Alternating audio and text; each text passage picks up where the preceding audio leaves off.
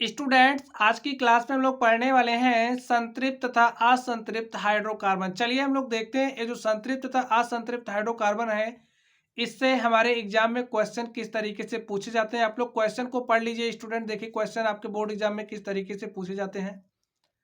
तो ये क्वेश्चन में क्या कह रहा, एल्केन, एल्कीन तथा एल्काइन से आप क्या समझते हैं, उदाहरण देकर समझाइए। एल्केन, एल्कीन तथा एल्काइन से आप क्या समझते हैं, हमें इसे उदाहरण देकर समझाना है। क्वेश्चन इस तरीके से पूछा जा सकता है।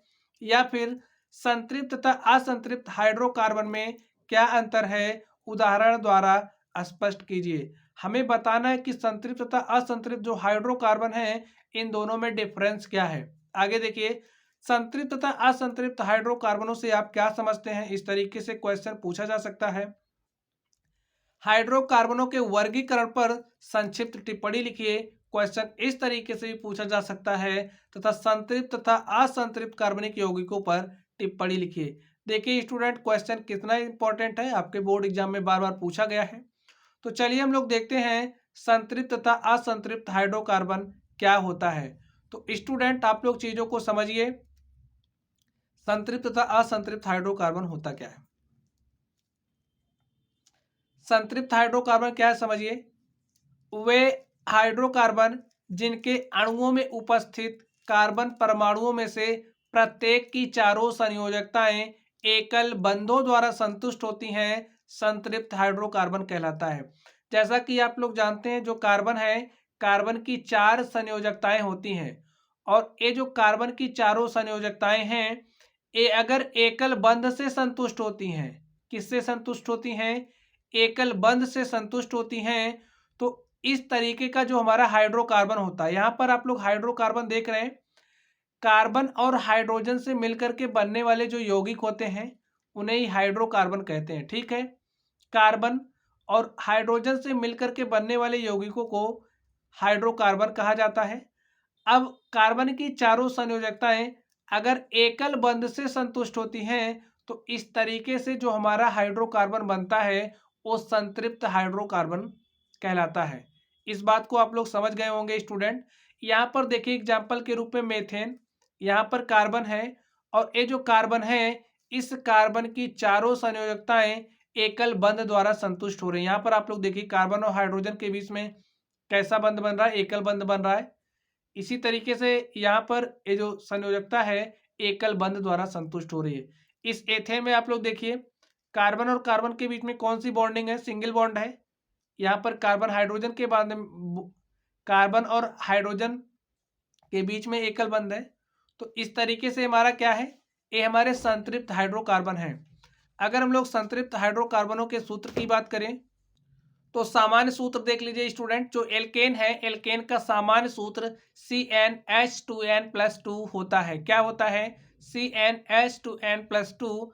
और इसे क्या कहते हैं, एल्केन अथवा पैराफिन भी कहते हैं। ये जो हमारा संतृप्त हाइड्रोकार्बन है, संतृप्त हाइड्रोकार्बन को एल्केन अथवा पैराफिन भी कहते हैं। इनकी अगर हम लोग क्रियाशीलता की बात करें, एक कम क्रियाशील होते हैं, परंतु प्रतिस्थापित यौगिक बनाते हैं। कैसे यौगिक बनाते हैं, प्रतिस्थापित यौगिक बनाते हैं। चलिए हम लोग आगे देखते हैं। हम लोग बात करते हैं असंतृप्त हाइड्रोकार्बन की। असंतृप्त हाइड्रोकार्बन क्या होता है स्टूडेंट, आप लोग इसको समझ लीजिए। ऐसे हाइड्रोकार्बन जिनमें कार्बन कार्बन के बीच में डबल बॉन्ड या ट्रिपल बॉन्ड, यानी कि द्विबंध या त्रिबंध बनता है, समझ लीजिए इसको। ऐसे हाइड्रोकार्बन जिनके अणुओं में उपस्थित कार्बन परमाणुओं के आपस में एक एक संयोजकता बंध बनाने के बाद कार्बन परमाणुओं की शेष संयोजकताओं को पूर्णतया संतुष्ट करने हेतु हाइड्रोजन परमाणु उपलब्ध नहीं होते हैं, और अणु में उपस्थित 2 कार्बन परमाणुओं को आपस में द्विबंध या त्रिबंध बनाना पड़ता है। और इस तरीके से जो हमारा यौगिक बनता है, वो असंतृप्त हाइड्रोकार्बन कहलाता है। क्या कहलाता है, असंतृप्त हाइड्रोकार्बन यौगिक कहलाता है। इसको आप लोग स्टूडेंट इस तरीके से समझिए। हमारे पास कार्बन है, हमारे पास 2 कार्बन है, और इनके पास समझिए कुछ इस तरीके से हाइड्रोजन है। ठीक है, इनके पास हाइड्रोजन हो गए। अब देखिए एक हाइड्रोजन इस तरीके से यहाँ पर और हो गया। अब यहाँ से आप लोग देखिए ये जो कार्बन है, क्या इस कार्बन की चारों संयोजकताएं पूर्ण हो रही हैं? यहाँ पर देखिए 2 1 3 एक बच जा रहा है, और यहाँ पर देखिए 2 1 3 यहाँ पर भी एक बच रहा है। तो इससे क्या होगा, यहाँ पर द्विबंध बनता है। क्या बनता है? द्विबंध बनता है, यानी कि ये जो कार्बन है इस कार्बन के साथ द्विबंध बनाता है। और देखिए समझिए हमारे पास इस तरीके से है, इस कार्बन के पास एक हाइड्रोजन, यहाँ पे दूसरा कार्बन है और इसके पास भी एक हाइड्रोजन। अब यहाँ पर देखिए क्या इस कार्बन की चारों संयोजकता पूरी हो रही नहीं हो रही है? यहाँ पर कार्बन कार्बन के बीच में एक बंध, यानी कि इसकी 2 संयोजकता पूरी हो रही है, 2 बच जा रही है। तो इसको पूरा करने के लिए यहाँ पर क्या होगा, यहाँ पर त्रिबंध बनेगा, 3 बंध बनेगा। इस तरीके से ये जो कार्बन है इसकी चारों संयोजकता पूरी होगी। और यहाँ पर भी देख लीजिए चारों संयोजकता 3 बंध बनने के बाद ही पूरी हो रही है।